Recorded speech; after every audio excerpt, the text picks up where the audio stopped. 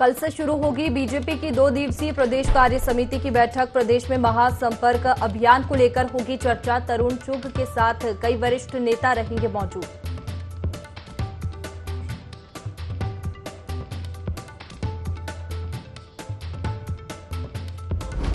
Patch reporting app का शुभारंभ मुख्यमंत्री पुष्कर सिंह धामी ने किया लॉन्च। सड़कों को गड्ढा मुक्त करने में मिलेगी मदद। गड्ढों की फोटो डालकर सकेंगे शिकायत।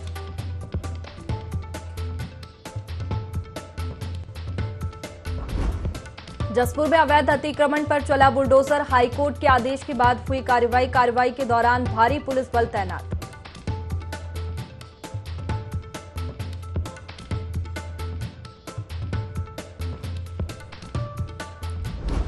बद्रीनाथ हाईवे पर शुरू होगा निर्माण कार्य। हेलंग मारवाड़ी बाईपास के निर्माण कार्य पर लगी रोक हटी। सचिव आपदा प्रबंधन डॉक्टर रंजीत सिन्हा ने जारी किया आदेश।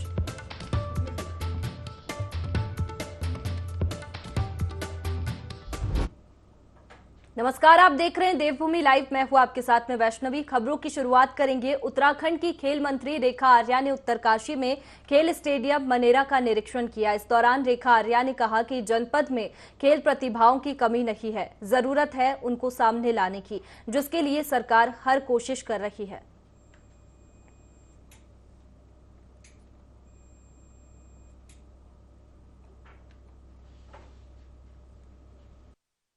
आज उत्तरकाशी में मनेरा स्टेडियम को निरीक्षण करने का एक विचार आया।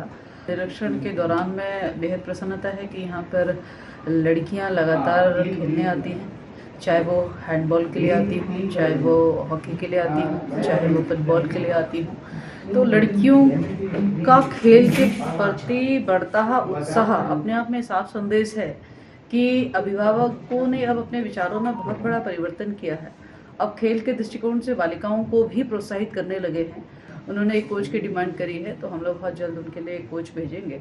इसके अतिरिक्त मुझे बेहद प्रसन्नता है कि उन्होंने कोई शिकायत यहाँ पर फिलहाल तो नहीं कही है। जिस प्रकार से मनेरा का स्टेडियम यहाँ पे देखने को मिला है, तो अपने आप में ही बड़ा ही इसके अंदर एक गजब का उत्साह और खेल के प्रति रुझान लड़कों में भी और लड़कियों में देखने को मिला है। तो बेहद आज यहाँ के प्रसन्नता हुई है। मसूरी पहुंचने पर मसूरी विधायक और कैबिनेट मंत्री गणेश जोशी का भाजपा कार्यकर्ताओं के साथ स्वागत किया गया।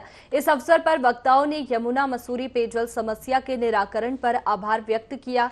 पंपिंग योजना का सफल परीक्षण भी हुआ। मसूरी वासियों को अगले 30 वर्षों तक पानी की किल्लत से निजात मिल गई है। इस समस्या के निदान में कैबिनेट मंत्री गणेश जोशी का काफी योगदान रहा।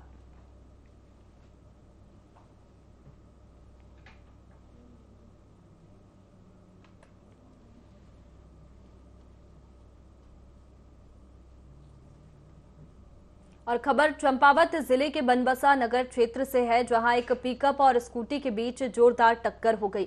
हादसे में 9 लोग घायल तो वहीं एक की मौके पर ही मौत हो गई। पिकअप रुद्रपुर से धारचूला जा रही थी। इसी दौरान स्कूटी से टकराने के चलते पिकअप अनियंत्रित होकर पलट गई। फिलहाल सभी घायलों को अस्पताल में भर्ती कराया गया है, जिनमें 5 यात्रियों की हालत गंभीर बताई जा रही है।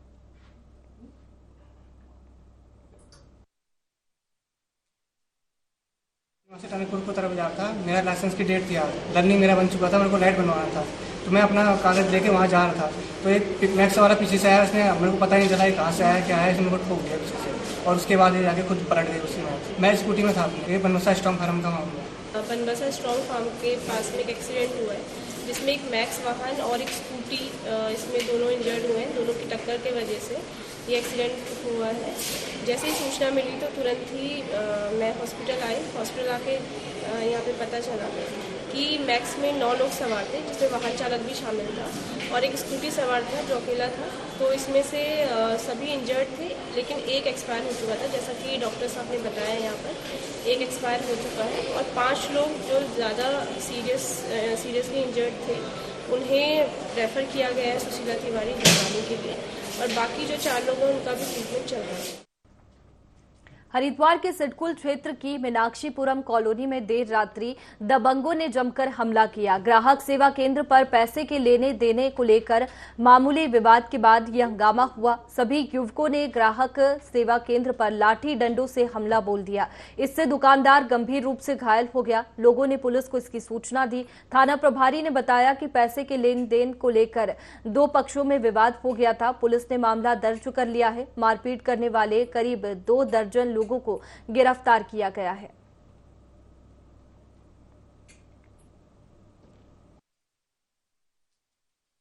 ऊपर टॉप फ्लोर पे बैठे होते बाहर ही, क्यों गर्मी ज्यादा थी। तो पहले तो आवाज इस साइड से आई, सामने से पूरब दिशा से, जैसा लग रहा है लठ बज रहे हो, बहुत तगड़ा टूट फूट हो रही हो है जी। हमें तो यहाँ का पता नहीं क्यों, यहाँ से आगे घर है। उसके बाद यहाँ से इधर से लड़के आए, सामने से इधर से लड़के आए, इधर से भी लड़के आए, 250 लड़के इकट्ठे हो, हाथों में लठियां वगैरह सब थी। तो जब यहाँ ज्यादा हजूम हो गया, ये इनके घर ये है और एक घर ये है सामने, यहाँ इकट्ठे हो, इनकी 2 घर यहाँ भी है। वो वहां से स्पेस हाई स्पेस उनको यहाँ मिला। तब मैंने पीसीआर को फोन किया 112 पे कि भाई 250-300 इकट्ठे हो चुके हैं और लोगों ने भी करा होगा। हम पीसीआर को लेगा तो वो थोड़ा कहने लगे जी इस घटना आ गई। हमें नहीं पता था क्या हुआ। पता लगा जी पूरे रोड पे जितनी दुकान थी शीशे वाली सबको तोड़-फोड़ कर गए। ये जी फ्रोजरी कंपनी है नेटोमार्टी। इन लोगों ने 250-300-400 लड़के रख रखे हैं और इनका भविष्य कुछ नहीं है। और ये खामका एक कॉपी लेकर घूमते हैं और इन्होंने गैंग बना लिया। आपने नेटवर्क फोन से नेटवर्क इनका। और अगली बड़ी खबर देहरादून से, जहां सीएम पुष्कर सिंह धामी की अध्यक्षता में कैबिनेट बैठक संपन्न हो गई है। बता दें कि धामी कैबिनेट में 16 प्रस्तावों पर मुहर लगी है। उत्तराखंड में चाइल्ड केयर लीव को लेकर बड़ा निर्णय लिया गया है। महिला कर्मचारियों के साथ पुरुषों को भी चाइल्ड केयर लीव मिलेगी और इसके साथ ही शिक्षा विभाग में बीआरसी और सीआरसी के पदों को भरने की मंजूरी मिली है। संविदा आधार पर बीआरसी और सीआरसी की भर्ती होगी। उत्तराखंड बोर्ड परीक्षार्थियों को बैक पेपर देने का मौका मिलेगा और 2 विषयों पर फेल होने पर छात्रों को मौका मिलेगा। पैराग्लाइडिंग के तहत हादसा न होने के लिए बनाई गई नियमावली, हादसा न हो इसके लिए नियमावली में ट्रेंड लोगों को ही लाइसेंस मिलेंगे। स्कूलों में प्रबंधन समिति के चुनाव 3 सालों में ही होंगे। बता दें पहली प्रबंधन समिति का चुनाव 5 साल में किए जाने पर सुझाव मांगे थे। उत्तराखंड में अग्नि की बढ़ती घटनाओं को देखते हुए निर्णय लिया गया है। फायर ब्रिगेड को 7 श्रेणियों में बांटा गया है। इसके साथ ही इको टूरिज्म की पॉलिसी पर कैबिनेट ने मुहर लगाई है। इको टूरिज्म से होने वाली आय का 10% ही ट्रेजरी में जमा होगा। ज्यादा जानकारी लेंगे हमारे सहयोगी विनय हमारे साथ में फोन लाइन पर जुड़ गए हैं। विनय, क्या कुछ फैसले कैबिनेट की बैठक में लिए गए हैं?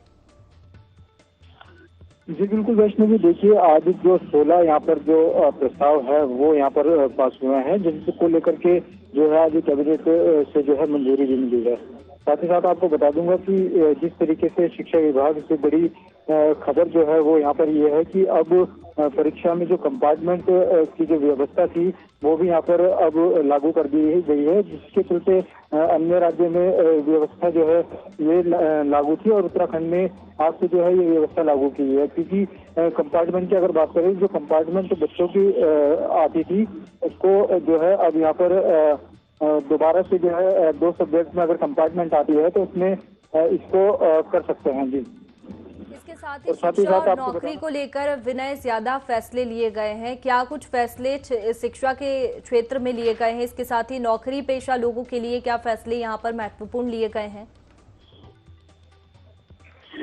जी बिल्कुल, देखिए आपको बता दें कि जिस तरीके से यहाँ पर शिक्षा के हितों की बात करें तो इसको लेकर भी काफी महत्वपूर्ण जो फैसले हैं यहाँ पर लिए गए हैं। साथ ही साथ यहाँ पर जो उत्तराखंड में जो चाइल्ड केयर लीव जो एकल विभागों में महिला या पुरुष को मिलता था तो वो अब जो है दोनों को ही यहाँ पर देने की जो मंजूरी है वो साथ ही साथ यहाँ पर कर दी गई है। और इसके साथ साथ गौशालाओं की अगर बात करें तो जो गौशालाएं यहाँ पर बनी हुई थी अब उनमें भी जो है फिर दोबारा से जो है नई गौशाला यहाँ पर बनेगी और जो प्रतिदिन का जो यहाँ पर 30 रुपए का जो बजट खर्चा जो है वो गौशालाओं के लिए मिलता था उसको भी जो है बढ़ाकर यहाँ पे 80 रुपए कर दिया गया है। जी चलिए, बहुत शुक्रिया आपका विनय जानकारी के लिए। तो देखिए बड़े फैसले लिए गए हैं कैबिनेट की बैठक में। धामी कैबिनेट में 16 प्रस्तावों पर मुहर लगी है। उत्तराखंड में चाइल्ड केयर लीव को लेकर बड़ा निर्णय लिया गया है। महिला कर्मचारियों के साथ पुरुषों को भी चाइल्ड केयर लीव मिलेगी और शिक्षा विभाग में बीआरसी और सीआरसी के पदों को भरने की मंजूरी मिली है। संविदा आधार पर बीआरसी और सीआरसी की भर्ती होगी और उत्तराखंड बोर्ड परीक्षार्थियों को बैक पेपर देने का मौका मिलेगा। 2 विषयों में फेल होने पर छात्रों को ये मौका दिया जाएगा। पैराग्लाइडिंग के तहत हादसा होने के लिए बनाई गई नियमावली, हादसा न हो इसके लिए नियमावली में ट्रेंड लोगों को ही लाइसेंस मिलेंगे। स्कूलों में प्रबंधन समिति के चुनाव 3 साल में ही होंगे। उत्तराखंड में बड़े पैमाने पर आईएएस अफसरों का ट्रांसफर किया गया, जिसमें 24 आईएएस और एक पीसीएस अधिकारी की जिम्मेदारी में बदलाव किया गया है। इसके तहत हरिद्वार, नैनीताल और अल्मोड़ा के डीएम भी बदले गए हैं। पीसीएस अधिकारी की बात करें तो अरविंद कुमार पांडे से सचिव मानवाधिकार आयोग की जिम्मेदारी हटाई गई है। हरिद्वार का नया जिलाधिकारी धीरज सिंह को बनाया गया है। हरिद्वार के जिलाधिकारी विनय शंकर पांडे की जगह नैनीताल के जिलाधिकारी बनाए गए हैं। ये सूची अपर सचिव कर्मेंद्र सिंह ने जारी की थी।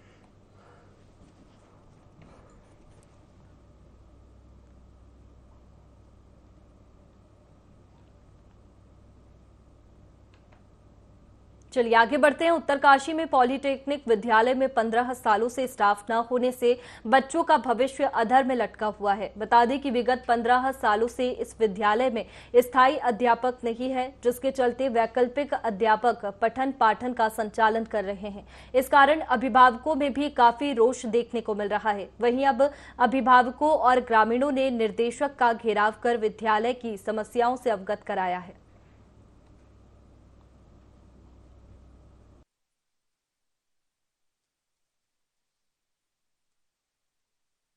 एडमिशन हुआ है, यहाँ पे एक भी टीचर्स नहीं है। हम बिना टीचर्स के आए, हम सिर्फ एग्जाम देने आते थे, क्योंकि यहाँ पे कभी भी क्लासेस हमें पढ़ाई नहीं गई है। आज हमें पता चला कि यहाँ पर पॉलिटेक्निक में इनके डायरेक्टर साहब आए हैं निरीक्षण के लिए, और हम क्षेत्र के कुछ लोग साथ लेकर के डायरेक्टर साहब से बात की, क्योंकि यहाँ सालों से स्टाफ नहीं है, टीचर नहीं है, प्रैक्टिकल नहीं हो रहे हैं, बच्चे यहाँ से छोड़ के जा रहे हैं, भाग रहे हैं। तो हमने ये सारी समस्या जो यहाँ पर चलती आ रही वर्षों से, ये सारे निदेशक महोदय के सामने रखी, और उन्होंने आश्वासन दिया कि 1 महीने के अंदर हम यहाँ पर टीचर भेज देंगे।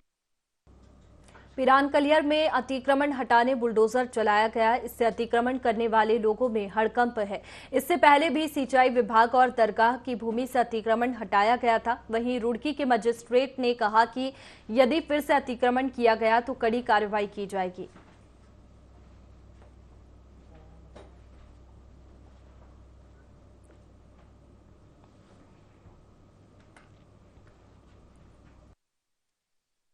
दरगाह ने उनसे सिक्योरिटी लेके दुकानें दे दी, तो कच्ची दुकान लगा के वो अंदर बैठे हुए हैं, तो या तो उनका एडजस्टमेंट कराया जाए, उनको एडजस्टमेंट भी तो करना पड़ेगा। अब सारे दुकानदार ऐसे थोड़ा ही है जिनको बाहर दुकानें अलॉट कर दी गई।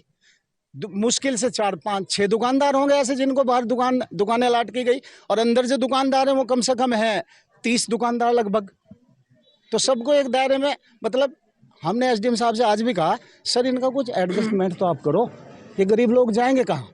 तो अब देखो एसडीएम साहब क्या करते हैं। हम एनक्रोचमेंट में लगातार कार्रवाई कर रहे हैं। कलियर क्षेत्र में भी हमने पास्ट में भी बहुत कार्रवाई करी, काफ़ी अतिक्रमण हटाए। उसी क्रम में आज भी हमने इमाम साइड की तरफ काफ़ी अतिक्रमण था, वो हटवाया। सिंचाई की भूमि पे काफ़ी अतिक्रमण है, वो भी हटवाया है। तो इसी क्रम में हम कार्रवाई कर रहे हैं, आगे भी जारी रहेगी। जितना भी अतिक्रमण है हम हटाएंगे। बाकी दुकानियों को भी हमने बता दिया कि आप जल्दी से अपना खाली सामान कर लें, ताकि हम उसे सील कर लें, और उसके बाद जैसा भी होगा हम चलिए आगे बढ़ते हैं। हरिद्वार पहुंचे मुख्यमंत्री पुष्कर सिंह धामी ने प्रधानमंत्री आवास योजना के हितग्राहियों को सौगात दी है।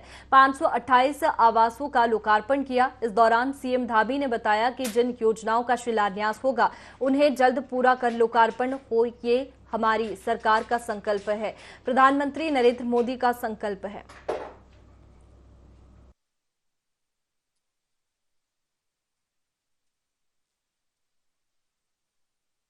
संकल्प है कि जिन योजनाओं का भी हम शिलान्यास करेंगे, यानी कि जो योजनाएं भी हम प्रारंभ करेंगे, उन योजनाओं का लोकार्पण करेंगे, यानी कि जो योजनाएं शुरू होंगी वो योजनाएं पूरी होंगी। आज जो 528 मकान आज मिले हैं, हमारे प्रधानमंत्री आदरणीय मोदी जी का जो संकल्प है कि देश के हर गरीब का अपना पक्का घर हो, उसकी पक्की छत उसको मिले। मैं समझता हूँ देश की जनता ये फर्क भली भांति समझती है कि कहाँ 8 लाख मकान आज़ादी के बाद कुल बने थे और कहाँ 9 सालों में 4 करोड़ से भी अधिक लोगों को अभी तक मकान मिल चुके हैं। इसलिए देश की जनता के सामने फर्क साफ है, इसलिए कहीं कोई मुकाबला नहीं है। देश की जनता एक तरफा, पिछली बार भी हमारे उत्तराखंड से 5 लोकसभा की सीटें एक तरफा जनता के आशीर्वाद से प्रधानमंत्री मोदी जी को मिली थी, भारतीय जनता पार्टी को मिली थी, इस बार भी उससे बड़े अंतर से मिली।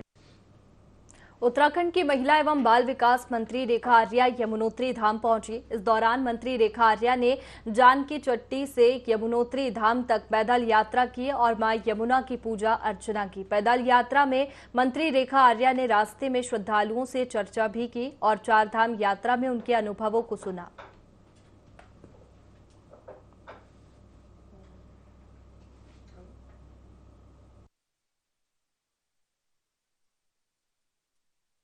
आज बड़े सौभाग्य से मुझे यमुनोत्री दर्शन करने का अवसर प्राप्त हुआ।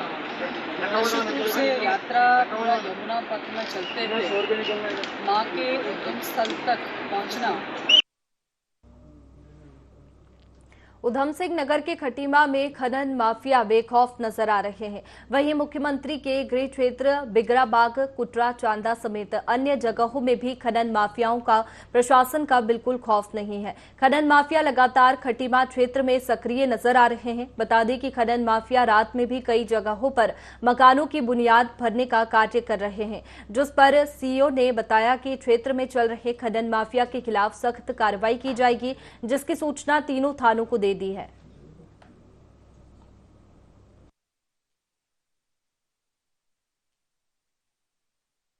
ये हमारे खटीमा सर्कल के तीनों थानों के थानाध्यक्षों को हमने निर्देशित किया है कि जहां पे भी अवैध खनन मिलेगा तो तुरंत उस पर कड़ी कार्रवाई करें। और मेरे द्वारा भी स्वयं जहां पे ऐसी सूचना आ रही है, हम स्वयं भी इसमें चेकिंग में रहते हैं रात भर, तो जहां भी अवैध खनन चलता है हम कार्रवाई करते हैं।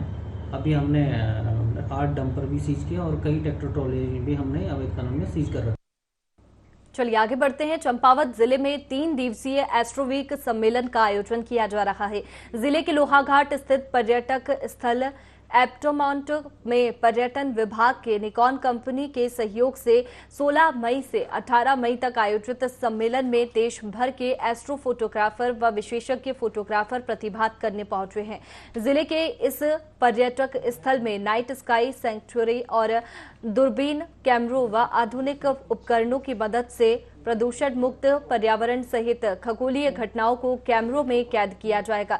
इसके अलावा वाइल्ड लाइफ फोटोग्राफी भी की जाएगी। वहीं इस कार्यशाला में चंपावत जिले के भी कई युवा फोटोग्राफर प्रतिभाग कर रहे हैं।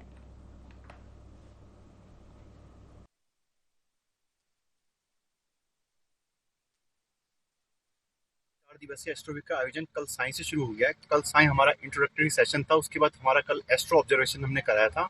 आज सुबह 5 बजे से हमने पूरा एरिया में पूरा विजिट करके यहाँ पे बर्ड वर्कशॉप कराई है। अभी भी हमारी वर्कशॉप चल रहे हैं। शाम के टाइम फिर से हमारा एस्ट्रो ऑब्जर्वेशन होगा। इसके साथ साथ हमने यहाँ पे कल्चरल प्रोग्राम्स के लिए पांडवास, जो कि जाना माना बैंड उत्तराखंड का, उसको हायर किया है, तो आज शाम को और कल शाम को अपनी प्रस्तुति देगा। लोहाघाट क्षेत्र है, इस क्षेत्र में पर्यटन की अपार संभावनाएं हैं धार्मिक पर्यटन के अलावा। तो हम चाह रहे हैं कि इस एरिया में जो स्कोप है आपका बर्ड, यहाँ पे बहुत सारी बर्ड स्पीशीज हैं, यहाँ से बहुत ही क्लियर स्काई दिखता है, तो लोग यहाँ पे आए और यहाँ पे as a hill station promote हो। मैंने शुरू की एस्ट्रो फोटोग्राफी तो बहुत डिफिकल्ट थी।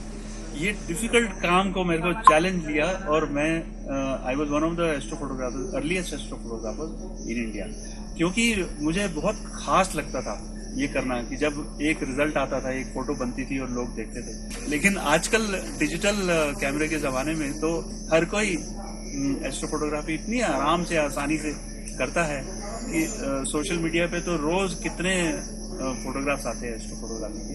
अभी बहुत ईजी हो गई है। यहाँ से स्काई जो है वो बहुत अच्छा दिखेगा मॉनसून के बाद, तो ये जगह सूटेबल है। ये एस्ट्रो वर्कशॉप है, इसमें बर्ड फोटोग्राफी है, लैंडस्केप है। हालांकि मैं एस्ट्रो फोटोग्राफी नहीं करता हूँ, इस तरह की मैंने बर्ड फोटोग्राफी वगैरह करते हैं। कि फोटोग्राफी में खाली लाइट का सब्जेक्ट में कैसे स्ट्राइक कर रही, किस डायरेक्शन से आप किस समय खींच रहे हैं, सेंटर ऑफ इंटरेस्ट क्या है, छोटी छोटी चीज़ें। आजकल मोबाइल भी है, बड़े बड़े कैमरे भी आ गए, तो सबकी पहुंच में फोटोग्राफी है। तो थोड़ी बेसिक नॉलेज जब तक नहीं है तो आप अच्छा काम नहीं कर सकते। धामी सरकार के कैबिनेट मंत्री चंदन रामदास के निधन के बाद बागेश्वर विधानसभा का उपचुनाव होना है, जिसके लिए दावेदारों की तलाश शुरू हो गई है और इसके लिए चुनाव आयोग जल्द ही नोटिफिकेशन भी जारी कर सकता है। भाजपा इस चुनाव में ऐतिहासिक जीत दर्ज करने के लिए तैयारियों में जुट गई है। भाजपा के प्रदेश प्रवक्ता सुरेश जोशी ने कहा कि बागेश्वर विधानसभा में विकास के लिए काम करने वाले स्वर्गीय चंदन रामदास की मेहनत का प्रतिफल पार्टी को जरूर मिलेगा और उनकी मेहनत जाया नहीं जाएगी। पार्टी चुनाव के लिए पूरी तरह से तैयार है।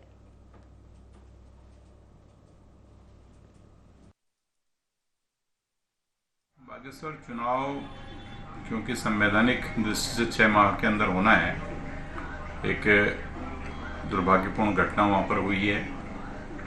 तो जहां तक चुनाव की तैयारियों का विषय, भारतीय जनता पार्टी सदैव जो है चुनाव के लिए तैयार रहती है। तैयारी पूरी है। जहाँ तक प्रत्याशी का प्रश्न है, ये संगठन के लोग बैठ करके इसको तय करेंगे। भारतीय जनता पार्टी का पार्लियामेंट्री बोर्ड प्रत्याशी तय करेगा।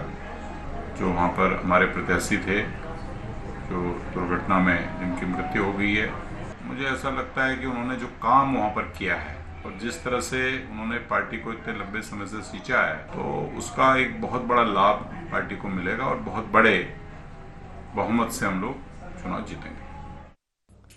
बद्रीनाथ केदारनाथ धाम में बड़ी संख्या में तीर्थयात्रियों के पहुंचने का सिलसिला लगातार जारी है। अब तक 3 लाख से अधिक तीर्थयात्री बाबा केदारनाथ के दर्शन कर चुके हैं। वहीं आज बद्रीनाथ धाम पहुंचने वाले तीर्थयात्रियों की संख्या 2.5 लाख के पार हो गई है। बीकेटीसी के अध्यक्ष अजेंद्र अजय ने बताया कि यात्रा को सुगम बनाने के लिए इंतजाम किए जा रहे हैं। साथ ही कुबेर ग्लेशियर और भैरव ग्लेशियर पॉइंटों की मरम्मत और बर्फ हटाने के लिए टीमें तैनात की गई है।